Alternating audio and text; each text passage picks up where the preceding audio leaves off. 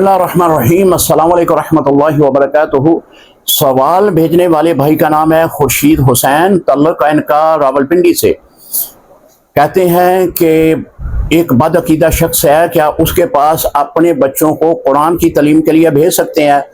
محترم، بد عقیدہ شخص جو ہے اس کی اگر بد عقیدگی حد کفر تک پہنچی ہے یا وہ حد کفر تک نہیں پہنچا، دونوں صورتوں میں آپ اپنے بچوں کو اس کے پاس نہیں بھیجیں گے، کیونکہ بد عقیدہ شخص جو ہے اس کی بد عقیدگی لازمی طور پر وہ کوشش کرتا ہے کہ کسی دوسرے کے اندر بھی منتقل ہو جائے.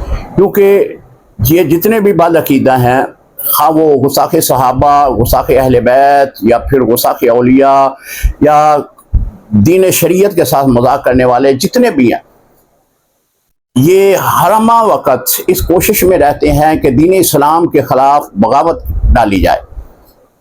تو جب بھی آپ ان کی صحبت میں بیٹھیں گے، ان کے ساتھ مجلس کریں گے، تو لازمی طور پر اپنی بد عقیدگی جو ہے وہ آپ پہ مسلط کرنے کی کوشش کریں گے. لہذا اپنے بچوں کو ان بد عقیدہ لوگوں کے پاس نہ بھیجیں. اگر آپ بھیجیں گے تو یہ چونکہ بچے معصوم ہوتے ہیں، ان کا ذہن کے اندر بد عقیدگی ڈالنے کی بھرپور کوشش کریں گے. اگر کوئی ایک بچہ بھی بد عقیدہ بن گیا تو جس نے بھیجا ہے بد عقیدے کے پاس گناہگار وہ ہوگا. السلام علیکم ورحمۃ اللہ وبرکاتہ.